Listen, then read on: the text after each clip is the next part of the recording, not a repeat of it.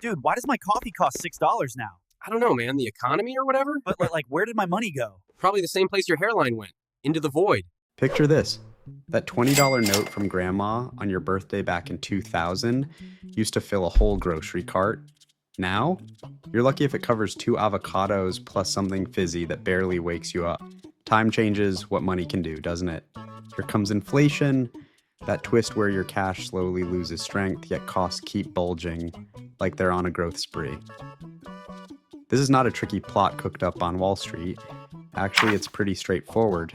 So clear, really, that explaining it will feel like talking to a child, a kid who knows internet jokes, one who also doubts everything the central bank says. Let's go. Picture a sweet shop just down your street, not any old name. This one goes by the economy trademark. Yes, it's with that little symbol on purpose. 100 candies sit inside this shop. Your group holds exactly $100 together. Simple numbers match up neatly here. Every sweet has a price tag of $1. Life feels fair when things line up like this. Balance makes sense sometimes. I'll take 5 candies, please. That'll be $5, kiddo. The system works. One morning, though, the store owner's odd relative appears. This guy we'll name the Federal Reserve and says, "Hey kids, I'm giving everyone an extra $100. Yo! We're rich! Wait a second, the candy picture a sweet shop just down your street? Not any old name. This one goes by the count stays at 100, yet money trying to buy it has doubled to $200. So, what changes now? Hands moving fast, the shopkeeper says the price of candy has gone up to $2. Wait, what? But I have more money. Yeah, but so does everyone else, genius. This thing here, that's what folks call inflation. More cash moves through hands while shelves stay full like before. So costs climb higher. The dollars you hold haven't vanished into thin air, they simply do less now. Kind of how that workout plan fades by February. Why this happens in real life? Here's the thing, printing extra cash seems easy, right? Yet that choice pushes prices up. More notes chasing goods lifts costs. Think of it like water filling a bowl too fast. Officials see this risk clearly. Still, pressure to spend pulls hard. Reality bites when shelves cost more to stock. Each coin added can shrink what it buys.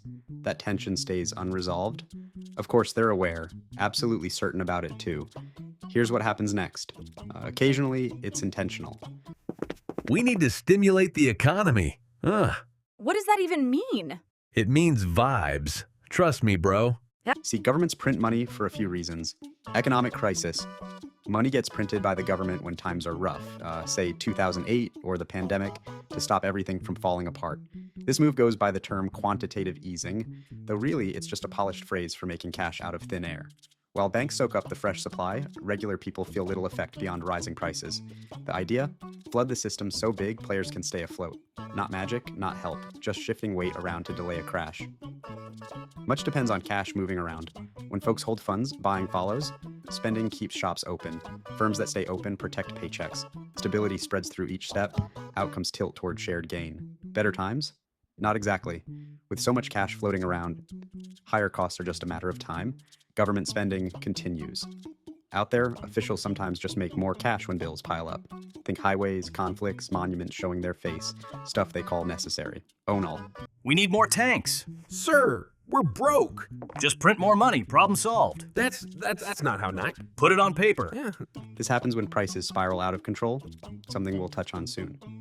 Reason 3, debt. Here's how it works when nations carry debt. Rising prices quietly shrink what they truly repay.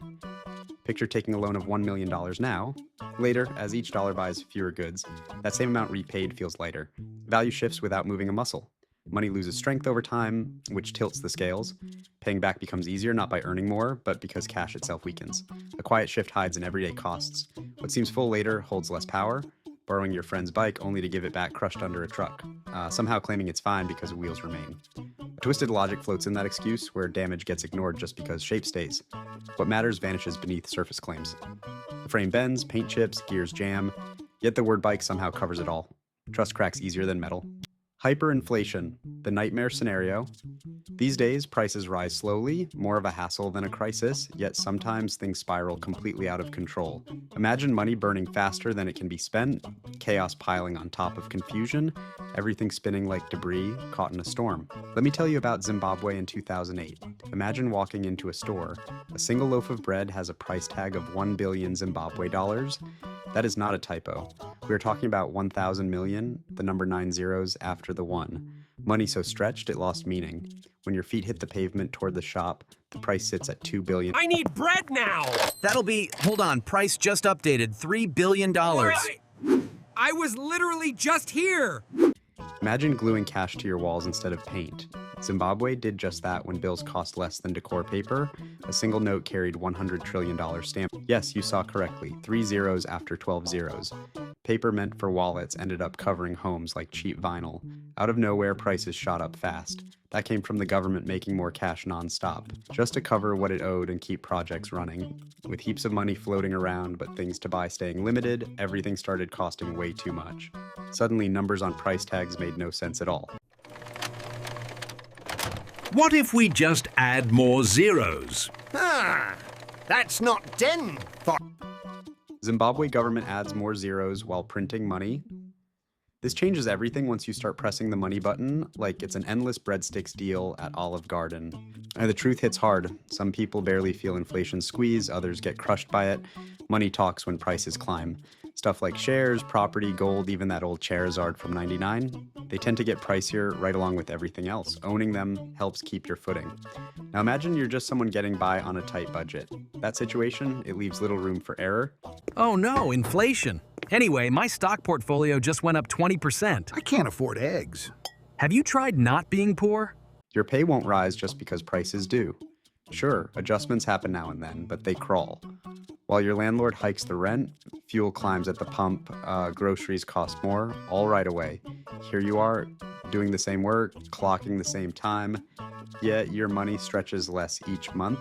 Imagine sprinting on a machine set to accelerate without warning. Folks get upset about inflation because of how it quietly drains paychecks. That hit falls hardest on those just trying to make ends meet. So, can we fix inflation? Short answer, kinda. Now here comes the Federal Reserve. Yes, that's Fed Uncle again, with a few ways to act. Its biggest move? Turning up interest rates, not shouting it from rooftops, just doing it quietly when needed. That is the way things happen. Low interest rates make loans affordable. Because of that, folks take on debt fast. Spending picks up, activity surges. The result? Prices start climbing quicker than expected. Energy moves through markets like wind through trees. Falling wallets slow shoppers when rates climb high. Costs pause once buying dips. Lenders wait through quiet streets. Money breathes deeper under steady skies. We're raising rates to fight inflation. Fighting inflation means deliberately slowing things down. That twist hurts. To cool prices, they choke growth. Kind of like stopping a blaze by tearing down walls. Works? Maybe. Feels awful? Always. Hold back too little on rate hikes. Inflation runs hot. Push them too high. Economic slowdown follows. One misstep in either direction brings trouble. This is fine. Everything is fine. What did we just figure out? Much like a prize given just for showing up, cash loses its real value during inflation. You still hold it, yet what it can buy shrinks bit by bit. Meaning fades even if the bills stay the same. Folks wind up stuck with empty hands, just as wealth piles up elsewhere. Too many dollars after too few goods. That's what sets it off. Officials play a part, whether they mean to or not.